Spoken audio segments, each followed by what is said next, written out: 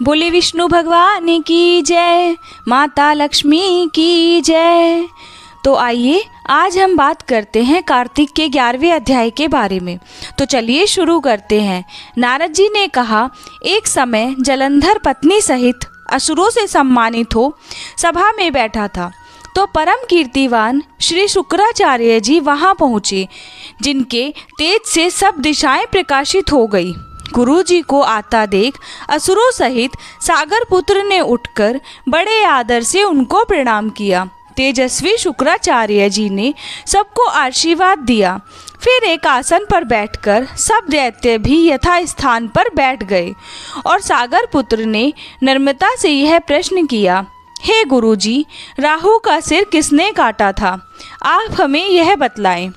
इस पर श्री शुक्राचार्य जी ने विरोचन पुत्र हिरण्यकश्यपु और उसके धर्मात्मा पौत्र का परिचय देकर देवताओं और असुरों द्वारा समुद्र मंथन को संक्षेप में सब कथा कहकर यह बतलाया कि जब समुद्र से अमृत निकला तो उसे देव रूप से राहु पीने चला।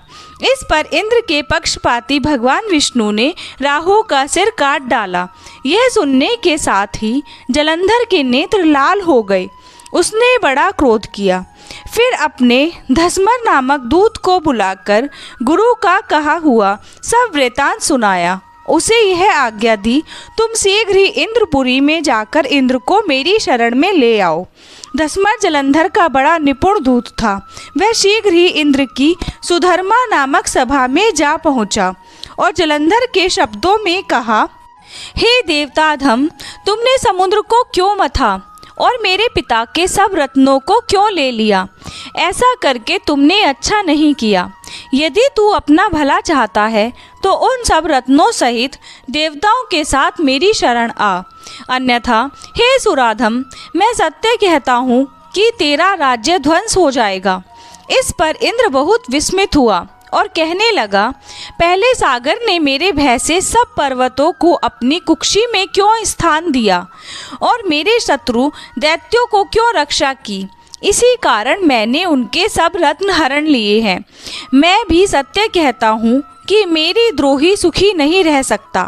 इंद्र की बात सुनकर वह दूत शीघ्र ही जलंधर के पास आया और सब बातें उसे कह सुनाई, जिन्हें सुनते ही वह दैत्य मारे क्रोध के अपने होठ काटने लगा और देवताओं को जीतने के लिए उसने उद्योग आरंभ किया। फिर तो सब दिशाओं तथा पाताल से करोड़ों दैत्य उसके पास पहुँचे। शुंभ निशुंभ सेनापतियों को साथ लेकर जलंधर इंद्र से युद्ध करने लगा।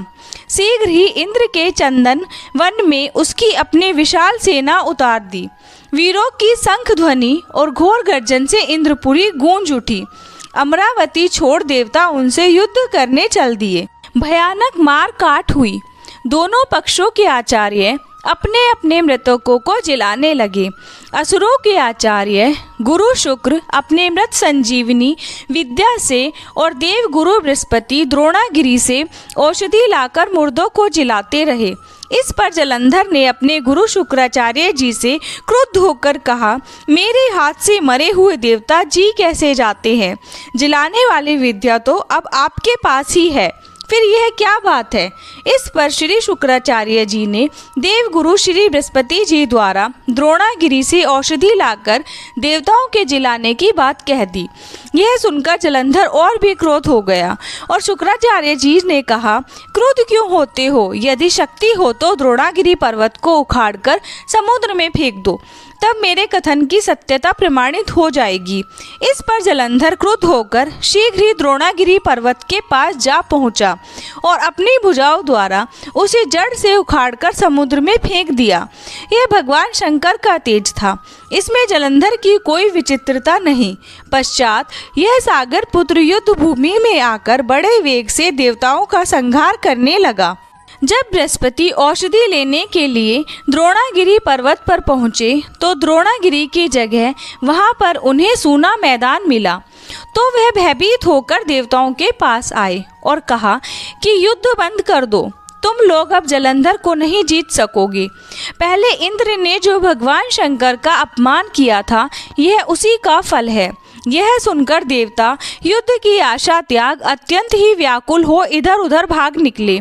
सिंधु सुत निर्भय होकर अमरावती में प्रविष्ट हो गया। इंद्र आदि देवताओं ने गुफाओं में शरण ली। बोले कृष्ण कन्हैया लाल की जय। तो इस तरह से हमने कार्तिक का 11वां अध्याय पूरा किया। तो कल हम कार्तिक के 12वें अध्याय को सुनेंगे। राधे राधे।